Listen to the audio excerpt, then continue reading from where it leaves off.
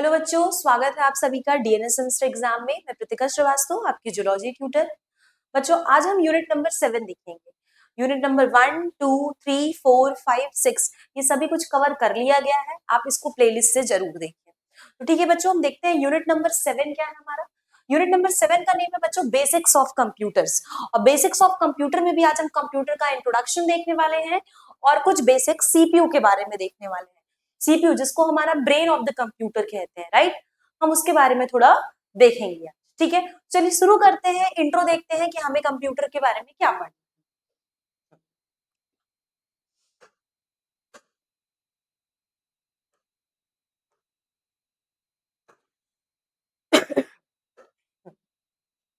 Computer, right. Computer किस word से derived किया गया बच्चों? लैटिन टर्म से डिराइव्ड किया गया है जिसको हम बोलते हैं कंप्यूटर, जिसका मतलब होता है कैलकुलेशन या फिर प्रोग्रामेबल मशीन। ठीक है, कंप्यूटर बच्चों कुछ भी नहीं कर सकता किसके बिना? किसके बिना? प्रोग्राम के बिना, right. Computer can not do anything without a program. Program के बिना वो कुछ भी नहीं कर सकता। जिस प्रोग्राम क्या है भाई, प्रोग्रामिंग रहती है ना कंप्यूटर में, सारे अलग अलग प्रोग्रामिंग्स, ठीक है, उसकी बात किया जा रहा है। नेक्स्ट क्या है, जो चार्ल्स बेबेज, जिसको हम क्या बोलते हैं, ग्रैंडफादर ऑफ द कंप्यूटर। यही थे द फर्स्ट मैकेनिकल कंप्यूटर जो था वो किसके द्वारा डिजाइन किया गया था? चार्ल्स बेबेज सर के द्वारा। और वो कौन सा था? वो एनालिटिकल इंजन था। क्लियर? तो ये है आपका कंप्यूटर का इंट्रोडक्शन। बेसिकली कंप्यूटर किस वर्ड से लिया गया है? एक लैटिन वर्ड से लिया गया है जिसका नाम है कंप्यूटर, और जिसका मतलब क्या है बच्चों? कैलकुलेट और प्रोग्रामेबल मशीन। आगे देखते हैं क्या बोल रहा है। डेफिनेशन अगर हमसे कोई पूछे तो हम लोग छोटे क्लास में क्या पढ़ते थे? कंप्यूटर एक इलेक्ट्रॉनिक डिवाइस है, राइट। तो क्या है? Computer is an advanced electronic device that takes raw data as input from the user and process this data under the control of set of instructions called program and gives the result and saves output for the future use. हम computer में क्या कर रहे हैं? कोई raw data दे रहे हैं as a input, right. वो उसको एक तरीके से पूरा एनालाइज कर रहा है, रिट्राइव कर रहा है, फिर एक रिजल्ट दे रहा है, राइट। वो क्या होता है? उसका आउटपुट, और फिर उसको सेव करके रखा हुआ है। तो ये किसका काम है? कंप्यूटर का, राइट। ये क्या कर रहा है? चाहे वो न्यूमेरिकल डेटा हो चाहे वो नॉन न्यूमेरिकल डेटा हो, दोनों को ही प्रोसेस कर रहा है।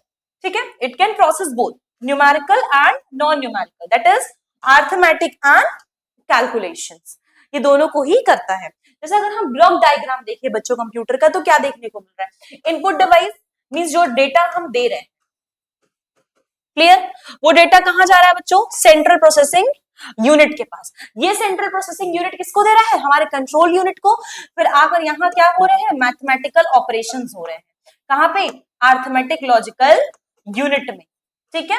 और जाके वो फिर मेमोरी यूनिट बना रहा है। वो मेमोरी यूनिट कोई भी हो सकता है बच्चों, primary, secondary, it could be any type, right. आगे देखते हैं क्या बोल रहा है। अरिथमेटिक लॉजिकल यूनिट, मैंने बोला कि सबसे पहले जो हम इनपुट दे रहे हैं वो हमारे कहाँ आ रहा है? सीपीयू में। कैसे, किस तरीके से पूरा सब कुछ प्रोसेस कर रहा है, एक एक करके देखेंगे। तो जो हमारा अरिथमेटिक लॉजिकल यूनिट है, जिसको हम एएलयू कह रहे हैं, वहां पे कौन से ऑपरेशन सॉल्व होते हैं? अरिथमेटिक कैलकुलेशंस हो रहे हैं बच्चों। एडिशन, सब्ट्रैक्शन, मल्टीप्लिकेशन, डिवीजन, ये सभी क्या देखने को मिलते हैं? अरिथमेटिक लॉजिकल यूनिट में। ये जो कंट्रोल यूनिट है वो क्या सप्लाई कर रहा है? इंस्ट्रक्शन सप्लाई कर रहा है और डेटा दे रहा है। किसको?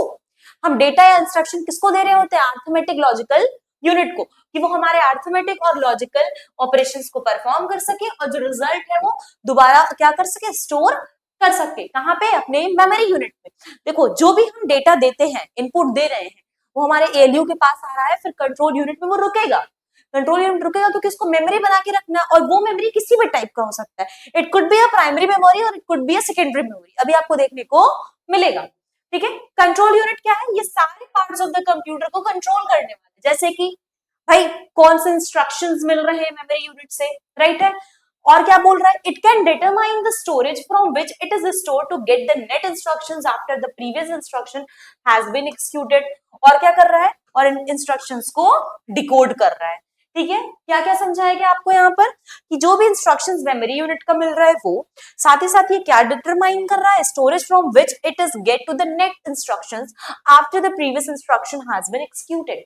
ठीक है, जो प्रीवियस इंस्ट्रक्शंस मिले थे राइट। उससे पहले वो क्या लेने की कोशिश कर रहा है, एक नया इंस्ट्रक्शन, नेट इंस्ट्रक्शन पाने की कोशिश कर रहा है। और नेक्स्ट क्या है, ये इंस्ट्रक्शंस को डिकोड कर रहा है। ठीक है, मेमोरी यूनिट पे आते हैं भाई। जितना इनपुट डेटा था पूरा सोच लिया, एनालाइज कर लिया, इंटरप्रेट कर लिया, अब आगे बढ़ने का समय आ गया। क्या बोला जा रहा है, all the input data, intermediate results and final results are stored in memory. जितने भी डेटा थे, रिजल्ट्स थे, मेमोरीज थे, अब सभी क्या है, इन सभी मेमोरी के फॉर्म में स्टोर होंगे। ठीक है, और क्या कर रहा है, और ये किस चीज में होल्ड करने में कर रहा है, जो भी डेटा मिल रहा है उसको वो प्रोसेस कर ले, राइट। मेमोरी आगे फर्दर क्लासिफाई है, मैंने बोला था ना, आप आगे देखोगे कि प्राइमरी मेमोरी है, सेकेंडरी मेमोरी है, तो ये देखिए प्राइमरी मेमोरी है। The memory which resides inside the computer system is called primary memory. It is also called the main memory or the central memory. जो हमारे कंप्यूटर सिस्टम के अंदर साइड पे है बच्चों, उसको हम प्राइमरी मेमोरी कहते हैं, और इसी को हम क्या बोलते हैं, मेन मेमोरी या फिर सेंट्रल मेमोरी बोलते हैं। इसका डायरेक्ट लिंक किससे है, हमारे इनपुट यूनिट और आउटपुट यूनिट से है। जो भी इनपुट डेटा और कैलकुलेशंस होते हैं वो इसी में स्टोर होते हैं। ये अगेन बच्चों दो पार्ट में क्लासिफाइड है। कौन से वो दो पार्ट है, पहला है रैंडम एक्सेस मेमोरी और दूसरा है read only. Random access memory को हम क्या बोलते हैं, रीड एंड राइट मेमोरी। ये वॉलेटाइल है नेचर में, जब तक इलेक्ट्रिसिटी मिल रही है तब तक डेटा स्टोर है, इलेक्ट्रिसिटी गायब डेटा चला गया। ठीक है, इसलिए हम इसको क्या बोल रहे हैं, volatile. It is a volatile in nature. Store the data still the flow of electricity. The data in RAM is lost so as soon the power supply is switched off. जो मैंने बताया भाई, तुरंत लॉस हो जाएगा जब क्या हो जाएगा, इलेक्ट्रिसिटी मिलना बंद हो जा रहा है। रीड ओनली मेमोरी में ऐसा कुछ नहीं होता है बच्चों, ये नॉन वॉलेटाइल है क्योंकि इनके पास प्री रिकॉर्डेड डेटा होता है, ये परमानेंट टाइप मेमोरी है। इनके पास क्या है, एक मेमोरी चिप है, मेमोरी चिप में ऑलरेडी सब कुछ रिकॉर्डेड रहता है, राइट। तो इनके पास क्या है, प्री रिकॉर्डेड डेटा है, जो कि कौन मैन्युफैक्चर करके देता है, company, provide by manufacturing company. ROM में क्या होता है, वो सारे डेटा रखे रहते हैं even in the absence of light. Means अगर इलेक्ट्रिसिटी रहे चाहे ना रहे, डेटा इनके पास रहने वाला है। ठीक है, नॉन वॉलेटाइल स्टोरेज है। रोम क्या कर रहा होता है, it is not allow user to write data on to it, it stands for read only. इस पे आप लिख नहीं सकते, ये क्या है, ओनली रीड, राइट। बट हमारा जो रैंडम एक्सेस क्या था, वहां आप रीड और राइट दोनों कर लेते हो। कभी कभी इस पे भी डिफरेंस लिखने को आता है, राइट। सेकेंडरी मेमोरी क्या है भाई, जो हम अलग से दे रहे, पहले सीडी आता था ना, कॉम्पैक्ट डिस्क वगैरह, तो ये हम क्या करते थे, कंप्यूटर सिस्टम के आउटसाइड लगाते थे। समटाइम्स इसको क्या बोला जाता था, एक्सटर्नल मेमोरी भी बोला जाता था, या फिर एक्सटर्नल स्टोरेज। ये डेटा को परमानेंटली कह सकते हैं स्टोर करता है, बहुत लॉन्ग टाइम के लिए। बहुत सारे जो सेकेंडरी स्टोरेज डिवाइसेस है वो कौन कौन से हैं, फ्लॉपी डिस्क है, टेप्स है, कॉम्पैक्ट डिस्क है, पेन ड्राइव है, मैग्नेटिक टेप है और हार्ड डिस्क है। ठीक है, तो ये था आपका random access memory, read only memory और सेकेंडरी। अगर आपसे मेनली कोई पूछे कि मेमोरी यूनिट में कितने टाइप का है, तो मेनली तो दो ही है बच्चों, एक हमारा प्राइमरी है, एक हमारा सेकेंडरी है। वो हालांकि अलग है कि प्राइमरी को दो पार्ट में क्लासिफाई करके रखा गया है। आगे चलते हैं, ये देखिए हमारे एलिमेंट्स ऑफ कंप्यूटर किस तरीके से यूजर ने यूज किया, डेटा दे रहे हैं, वो डेटा सॉफ्टवेयर के फॉर्म में है और हार्डवेयर के फॉर्म में। इसको तो हम टच कर सकते हैं ना, क्योंकि ये क्या है, टैंजिबल है। क्लियर, चलिए, होप सो आपको इतना क्लियर हो गया होगा। नेक्स्ट क्या है, कंपोनेंट्स ऑफ कंप्यूटर। हमारे कंप्यूटर के कौन कौन से कंपोनेंट्स है, देखा जाए तो क्या है, हार्डवेयर। हार्डवेयर क्या है, टेंजिबल पार्ट है जिसको हम टच कर ले रहे हैं। सॉफ्टवेयर क्या है बच्चों, ये नॉन टेंजिबल पार्ट है, जो ये बता रहा है कि कंप्यूटर कैसे अपना पूरा काम कर रहा है, right. User refers to people, मैंने पीछे दिखाया था अभी, यूजर किसको रेफर कर रहे हैं, पीपल को, जो कि उस कंप्यूटर को यूज कर रहा है, ऑपरेट कर रहा है, कंप्यूटर में प्रोग्राम्स लिख रहे हैं और साथ ही साथ एनालाइज कर रहे हैं, डिजाइन कर रहे हैं इंफॉर्मेशन सिस्टम को। तो अभी जस्ट जो पीछे आपको कंपोनेंट्स ऑफ कंप्यूटर दिखाए गए, उसी का ये डेफिनेशन लिखा हुआ है। आगे देखते हैं, ये देखिए टाइप्स ऑफ कंप्यूटर है बच्चों। टाइप्स ऑफ कंप्यूटर में ढेर सारे टाइप्स के कंप्यूटर मिल रहे हैं अभी, राइट। कौन कौन से हैं देखा जाए, पहला है भाई, देखिए बेस्ड ऑन साइज पे है, सुपर है, मेन फ्रेम है, मिनी है, माइक्रो है, डेस्कटॉप है, लैपटॉप है, पाम टॉप है। ये किसके बेसिस पे, साइज के बेसिस पे बच्चों। बेस्ड ऑन मैकेनिज्म में देखा जाए तो एनालॉग है, डिजिटल है, हाइब्रिड है। क्लियर, बेस्ड ऑन पर्पस पे देखा जाए तो जनरल पर्पस है और स्पेशल पर्पस है। इसको थोड़ा सा डिटेल में देखेंगे। अगर हम साइज के बाद बेसिस पे कर रहे हैं बात, तो भाई सुपर, मेन फ्रेम, आपका मिनी कंप्यूटर, माइक्रो कंप्यूटर, ये सब क्या है देखते हैं। ठीक है, on the basis of technology, पहले टेक्नोलॉजी के बेसिस पे देख लिया जाए।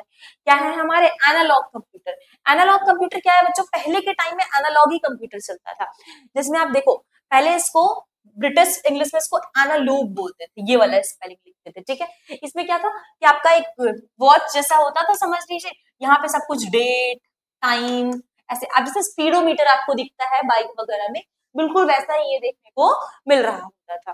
ठीक है, जो कि क्या कर रहा था, uses the continuous physical phenomena such as electrical, mechanical, hydraulic quantity to model the problem being solved. Example क्या है, स्पीडोमीटर, ये था आपका एनालॉग कंप्यूटर। नेक्स्ट क्या है, डिजिटल कंप्यूटर। डिजिटल कंप्यूटर में क्या है, a computer that perform calculations, जिसमें कैलकुलेशंस है, लॉजिकल ऑपरेशंस है, with quantity representing as digits. इसमें कैलकुलेशंस की भी बात आ गई बच्चों। ठीक है, किसके फॉर्म में है, usually in the binary number system, binary digits के फॉर्म में। आपने बाइनरी डिजिट्स का नाम सुना होगा। ठीक है, उसके फॉर्म में है। किसमें यूज हो रहा है, बिजनेस में, एजुकेशन में। तो ये क्या है हमारा डिजिटल कंप्यूटर। और जो नेक्स्ट है वो हमारा हाइब्रिड कंप्यूटर है। और हाइब्रिड, हाइब्रिड से ही समझ आ रहा है ना, दो चीज का मिक्सचर है। तो किस दो चीज का मिक्सचर है, ये हमारे पहले वाले और दूसरे वाले का, राइट। क्या है, एनालॉग और डिजिटल का मिक्सचर है, जो किसके लिए कैपेबल है, इनपुटिंग और outputting both digital and analog signals. ठीक है, ये क्या है, कॉस्ट इफेक्टिव मेथड है कि हम कॉम्प्लेक्स स्टिमुलेशंस को यहाँ पे सॉल्व कर पाए। हमारे लिए बेटर क्या पड़ रहा है, हाइब्रिड कंप्यूटर, जिसमें हमें दोनों ही देखने को मिल रहा होता है।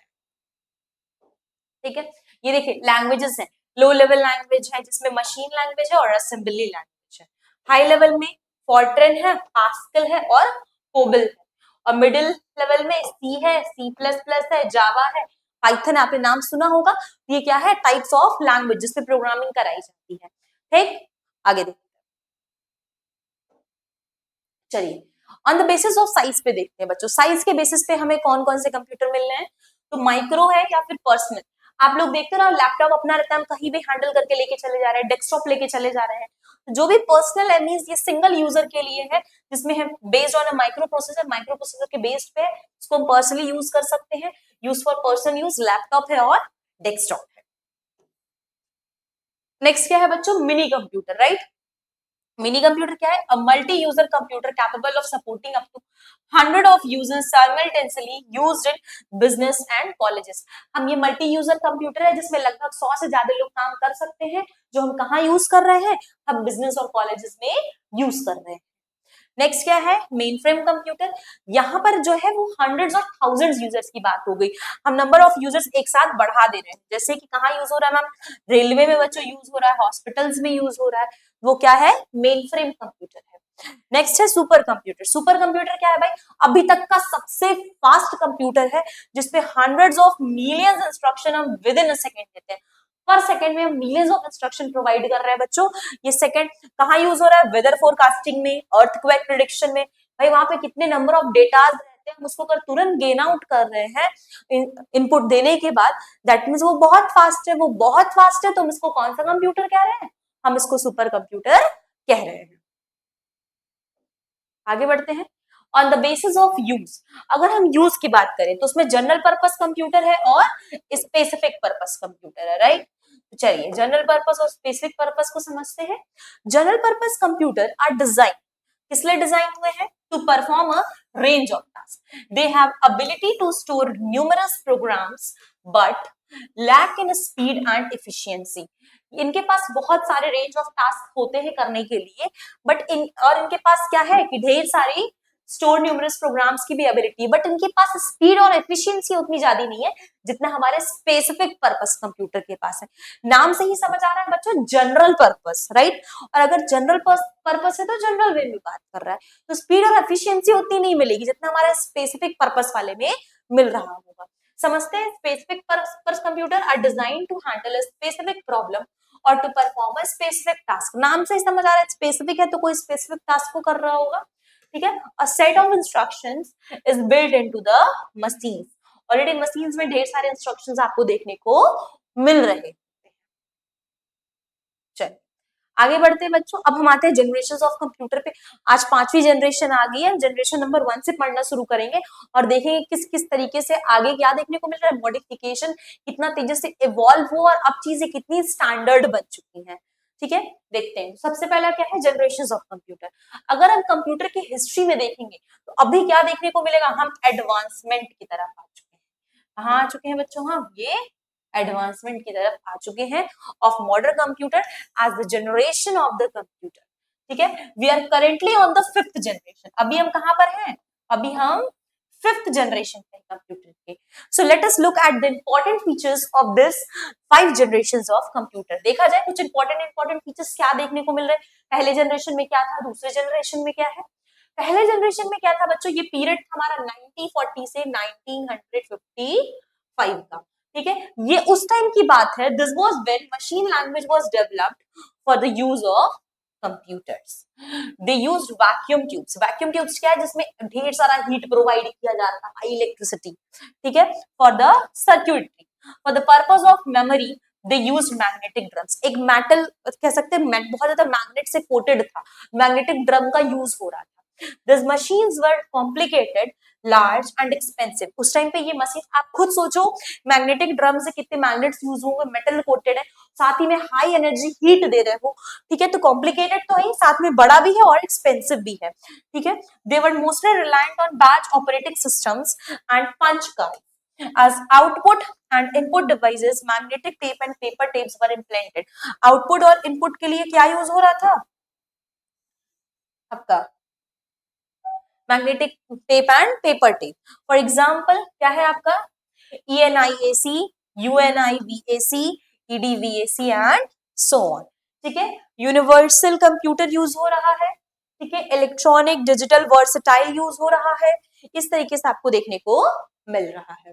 ठीक है, ये था हमारा फर्स्ट जनरेशन का। होप सो आपको समझ आ गया होगा किस किस चीज से बना। इसमें 2 ही 3 चीज पूछता है।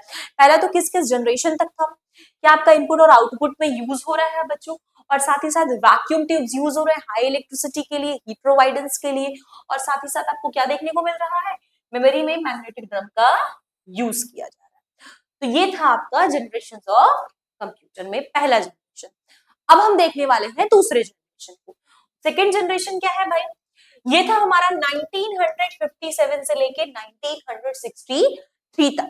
इसको हम सेकेंड जनरेशन ऑफ कंप्यूटर बोलते हैं बच्चों। इस सेकेंड जनरेशन कंप्यूटर में कोबोल और फॉर्टन क्या है, हमारा एक असेंबली लैंग्वेजेस है। ठीक है, low level of language, programming language है। ठीक है, और क्या है, यहाँ पे जो था ये एडवांस हो गए थे। वैक्यूम ट्यूब से वहां ये कहाँ शिफ्ट कर गए थे, ट्रांजिस्टर पे शिफ्ट कर गए थे। ये स्मॉलर थे, फास्टर थे और मोर एनर्जी एफिशिएंट थे।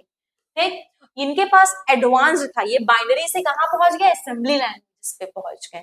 फॉर इंस्टांस क्या है, IBM 1620, IBM 1794, CDC 1604, CDC 3600 and so fourth.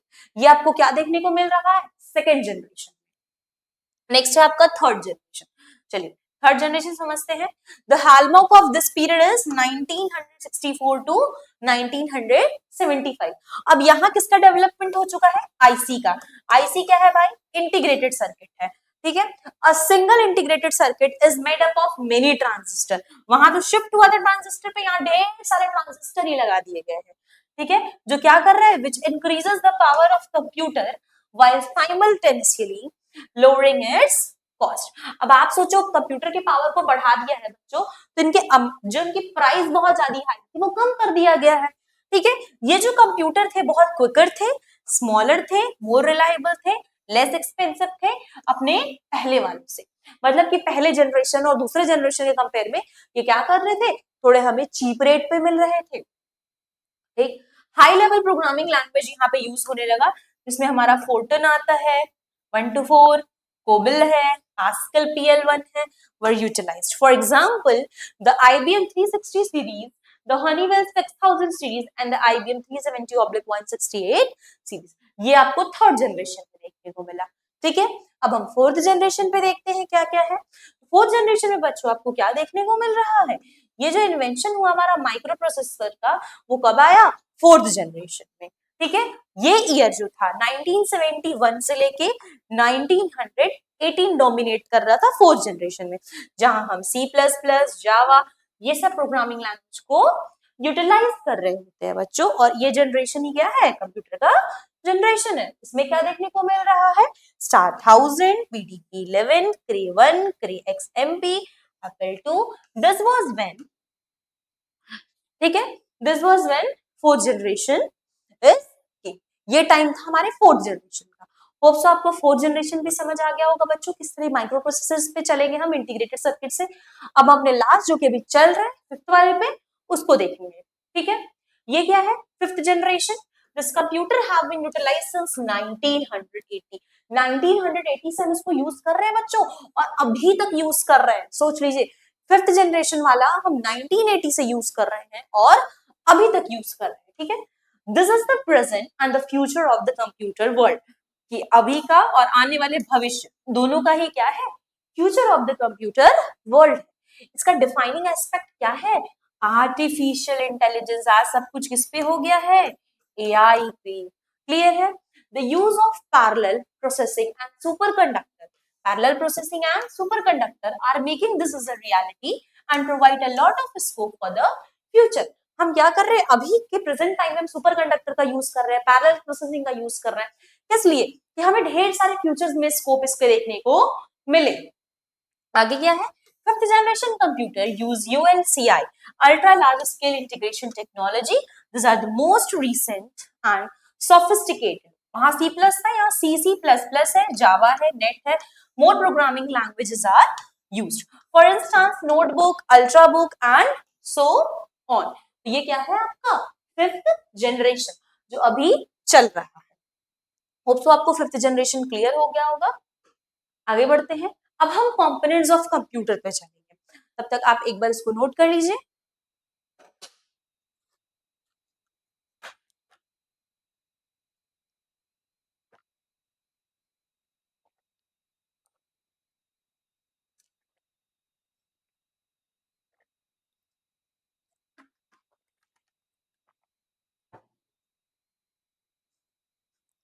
ठीक है, देखते हैं कंपोनेंट्स ऑफ कंप्यूटर क्या है।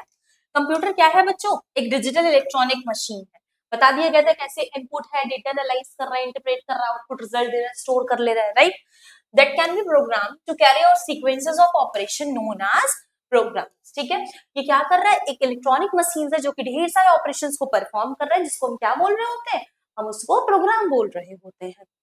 ये जो प्रोग्राम है वो किस चीज में इनेबल कर रहा है, computer to perform a wide range of arithmetic और logical operations. Modern computer can perform generic sets of task. अभी के जो प्रेजेंट है फिफ्थ जनरेशन वाले कंप्यूटर है भाई, वो बहुत सारे जेनरिक रेंज ऑफ टास्क को परफॉर्म कर ले रहे हैं। It consist of some fundamental unit with essentially 3 basic component. Fundamental unit के साथ साथ इनके पास 3 बेसिक कंपोनेंट की बात हो रही है। क्या क्या है, चलिए, मेमोरी, एक तो तुम्हारा ऑपरेटिंग सिस्टम, मेमोरी और सेंट्रल प्रोसेसिंग यूनिट, जिसको हम क्या बोलते हैं, ब्रेन ऑफ कंप्यूटर। तो चलिए भाई, ये इनपुट और आउटपुट सिस्टम की बात हो रही है। ये आईओ क्या है, इनपुट आउटपुट सिस्टम, मेमोरी और सेंट्रल प्रोसेसिंग यूनिट। ये तीन चीज मिलकर क्या बना रहा है, हमारा मेन, हमारा 3 बेसिक कंपोनेंट बना रहा है। किसका, कंपोनेंट्स ऑफ कंप्यूटर में। देखा जाए तो इनपुट डिवाइस क्या है बच्चों, input device are mean for bringing data into the processor. जो डेटा प्रोसेसर में कौन ला रहा है, हमारा इनपुट डिवाइस। एक्सटर्नल चीज से ला रहा होगा, कैसे ला रहा होगा, कीबोर्ड से ला रहा है, माइक से ला रहा है, डिस्क से ला रहा है, नेटवर्क से ला रहा है, ठीक। वाइल हमारे आउटपुट डिवाइस क्या है बच्चों, आउटपुट डिवाइस क्या कैरी कर रहे हैं, डेटा कैरी कर रहे हैं, राइट। कहां से कैरी कर रहे हैं, एक्सटर्नल आउटपुट डिवाइसेस, जैसे कि डिस्प्ले से, प्रिंटर से, डिस्क से, नेटवर्क से। जो हमने इनपुट में दिया, एज अ रिजल्ट हमें किस फॉर्म में मिलता है, आउटपुट से मिल रहा है। तो हमें आउटपुट किस किस फॉर्म से दे सकते हैं, तो क्या क्या है, नेटवर्क, डिस्क, डिस्प्ले, प्रिंटर्स। अगर हम मॉडर्न प्रोसेसर्स में देखें तो ये डेटा कहाँ प्लेस्ड है, in memory before leaving the processors. Output handling is largely under the control of operating system software. अगर हमें ये देखना है कि आउटपुट की हैंडलिंग किसके कंट्रोल, वो किसके कंट्रोल में है, हमारे ऑपरेटिंग सिस्टम सॉफ्टवेयर के कंट्रोल में है। जो हमारा इनपुट और आउटपुट डिवाइस है, इनको हम एक साथ क्या बोलते हैं, इनपुट आउटपुट डिवाइसेस। ये नेक्स्ट क्लास में आप डिटेल में पढ़ने वाले हो इनपुट और आउटपुट डिवाइसेस को। मॉडर्न प्रोसेसर्स में देखिए बच्चों हम, तो this data is in memory before entering the processors. Input handling is largely under the control of operating system software. The CPU further contain other components like control unit, arithmetic logical unit, and registers. The control unit generate control signals that directs the operations of memory to the data path. ठीक, क्या बताया जा रहा है, हमारा input और output को handle करने वाला तो ऑपरेटिंग सिस्टम सॉफ्टवेयर है, पर जब हम सेंट्रल प्रोसेसिंग यूनिट की बात कर रहे होते हैं तब वो तीन चीजों से मिलकर बना होता है, राइट। ALU, CU और MU means arithmetic logical unit, control unit और मेमोरी यूनिट, जिसमें हमारा जो CU है वो कंट्रोल यूनिट की बात कर रहा है कि मेमोरी को स्टोर करा होगा डेटा पाथ, जो डेटा पाथ है उससे मेमोरी स्टोर करेगा तभी तो MU में भेजेगा। क्लियर है, एक एक करके समझते हैं। ये जो कंट्रोल सिग्नल इन्फॉर्म करता है कि मेमोरी को सेंड या फिर रिसीव डेटा में लेना है, राइट। सिग्नल्स जो अरिथमेटिक लॉजिकल यूनिट से आ रहे हैं about the operation to perform and route the data between different parts of the data path. This processor execute a sequence of instructions that are located in memory. Execution of each instruction involves several activities such as instruction fetch, program counter update, instruction decodes, source operand fetch, arithmetic logical operation, writing, registers, memory access. For a simple processor, the arithmetic logical unit perform all the arithmetic and logical operations. ये आपको पहले भी बता दिया गया है कि ALU क्या फंक्शन कर रहा है और जो हमारा कंट्रोल सिग्नल है वो क्या इन्फॉर्म कर रहा है मेमोरी को, मेमोरी के डेटा को रिसीव करना है या फिर सेंड करना है, कैसे कर रहा है, कौन कौन सी एक्टिविटी है ये आपको बता दिया गया है, जैसे कि इंस्ट्रक्शन फेच कर रहा है, प्रोग्राम काउंटर अपडेट कर रहा है, इंस्ट्रक्शन को डिकोड कर रहा है, सोर्स ऑपरेंड फेच कर रहा है। क्लियर है, आगे बढ़ते हैं। ये जो ऑर्गेनाइजेशन है हमारे डेटा पैथ का, वो किस चीज से डिटरमाइंड हो सकता है, where an activity requires selecting among different options depending on the instruction. There will be a multiplexer that selects the appropriate option as directed by a control signal. Multiplexer क्या है, आप ऐसे समझो कि रोड पे सिग्नल्स होते हैं और फिर वहां पे जो रोड के सिग्नल्स के लिए जो भी ट्रैफिक पुलिस होती है वो देखती है ना कि किधर साइड भेजना है, मींस हम ढेर सारे इनपुट से एक इनपुट बनाने की कोशिश कर रहे हैं, वो क्या है, मल्टीप्लेक्सर, वो सेलेक्ट कर रहा है कि कौन सा एक इनपुट बन रहा है, right. The data path manipulates the data coming through the processor. Data path का क्या फंक्शन है, ये जो भी डेटा आ रहा है उसको मैनिपुलेट कर सकता है और साथ ही साथ ये उसको स्मॉल अमाउंट में टेम्पररी डेटा स्टोरेज में रख सकता है। तो इसमें बच्चों बहुत टफ नहीं है, यहाँ आपको बेसिकली सीपीयू के तीनों पार्ट से ही डील करना है, ALU, CU और MU। तो CU में आपको सब बताना पड़ेगा कैसे वो डेटा पाथ को कंट्रोल कर रहा है, किस तरीके से इंस्ट्रक्शंस जा रहे हैं, डेटा पाथ में क्या क्या हो रहा है, ALU का क्या फंक्शन है, इन सभी को आपको बताना पड़ेगा। चलिए आगे देखते हैं, अभी बताया कि डेटा पाथ क्या कर रहा है, पूरा डेटा को मैनिपुलेट कर ले रहा है। आगे समझिए, ये जो डेटा पाथ है बच्चों, the data path consist of a programmable registers, जिसको हम क्या बोलते हैं डेटा पाथ को, small units of data storage that are directly visible to assembly language program. जो भी डेटा है आपका स्टोर वो किसको विजिबल हो रहा है, हमारे असेंबली लैंग्वेज प्रोग्रामर्स को।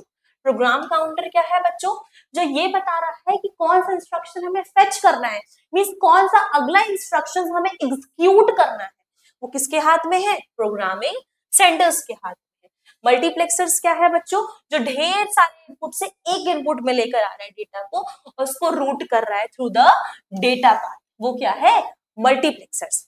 प्रोसेसिंग एलिमेंट्स क्या है भाई, पुराने डेटा को फेच करके नए डेटा को बनाना, राइट। ये प्रोसेसिंग एलिमेंट्स क्या है, पूछा जा सकता है। Compute new data values from old data values and special purpose registers क्या है बच्चों, जो डेटा को होल्ड करके रख रहा है कि जब जरूरत हो प्रोसेसर ऑपरेशन को तब देगा, but directly visible programming language को नहीं होने देगा। ठीक है, आगे क्या बोल रहा है, अगर हम सिंपल प्रोसेसर की बात करें, the major processing elements are grouped into the ALU. Memory holds instructions and most of the data for currently executing programs. क्या बोल रहा है, मेमोरी के पास इंस्ट्रक्शंस है बच्चों और ढेर सारे डेटा को ये रखा हुआ है कि वो प्रोग्राम को एग्जीक्यूट कर पाए। The result of the data is held, the rest of the data is held in programmable registers which can only hold a limited amount of data. अब आपसे कोई पूछ सकता है कि प्रोग्रामेबल रजिस्टर्स का क्या काम है, तो ये कुछ लिमिटेड डेटा को अपने पास होल्ड करके रखा रहता है।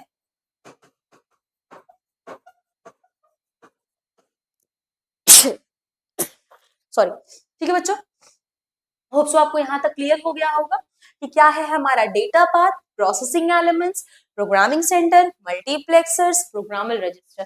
छोटे छोटे डेफिनेशन ही आपके मार्क्स को रिड्यूस कराते हैं, तो आपको पता होना चाहिए डेटा पाथ किस तरीके से डेटा को मैनिपुलेट कर रहा है। कहा गया आपका प्रोग्रामिंग सेंटर, जो डेटा को कौन सा डेटा एग्जीक्यूट करना है, इंस्ट्रक्शंस को फेच करना है, वो काम हमारे प्रोग्रामिंग सेंटर का है।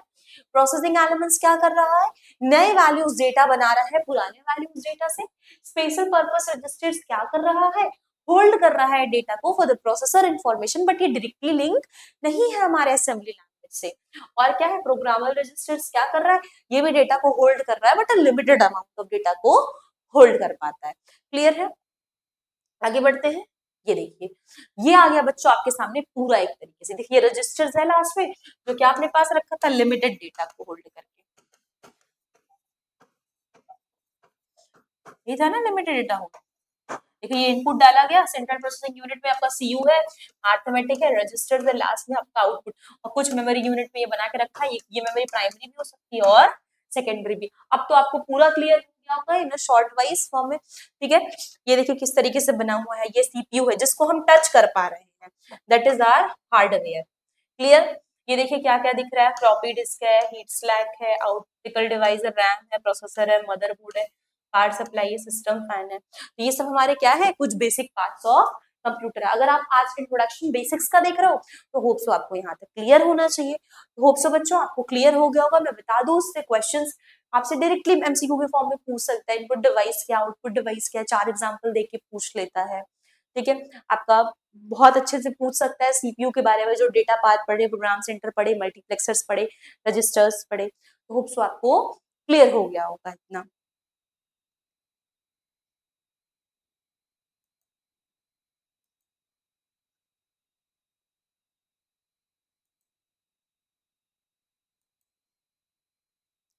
तो ठीक है बच्चों, अब हम आगे बढ़ते हैं और देखते हैं। चलिए, आगे बढ़ने से पहले आप लोगों के लिए इन्फॉर्मेशन है बच्चों कि अगर आप भी सेकेंड और फोर्थ सेमेस्टर की पढ़ाई इसी तरीके से बच्चा फुल फ्लेज में करना चाहते हैं तो आपको हमारे नवोदय बैच में ज्वाइन होगा।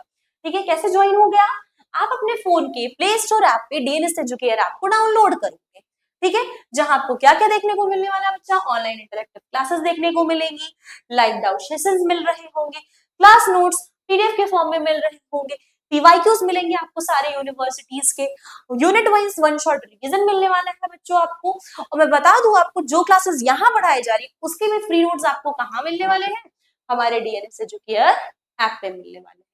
और बता दूं बच्चों कि सिर्फ जूलॉजी ही नहीं, चाहे फिजिक्स हुआ, केमिस्ट्री, बॉटनी, मैथ, स्टैट, ये सिर्फ और सिर्फ आप कितने में ले रहे हो, 1250 में। इसमें भी बच्चों आपको 10% का डिस्काउंट मिलता है अगर आप हमारे डीएनएस 10 कूपन कोड को अप्लाई करते हो तो। बच्चों अगर आपने इसके पहले की प्लेलिस्ट नहीं देखी है तो आप उसको जरूर से कवर करिए। कैसे देखेंगे आप प्लेलिस्ट, आइए दिखाती हूँ मैं आपको। आप अपने ब्राउजर पे जाकर क्या सर्च करोगे, डीएनएस सेमेस्टर एग्जाम। जैसे आप डीएनएस सेमेस्टर एग्जाम सर्च करोगे बच्चों, आपको ये वाला इंटरफेस मिलेगा, राइट। आप उसको टच करोगे और प्लेलिस्ट दिखेगा। आप जैसे ही टच करोगे डीएनएस सेमेस्टर एग्जाम के इस आइकन को, आपको ये ऑप्शंस मिलेंगे। उसके बाद आप प्लेलिस्ट पे जाओगे।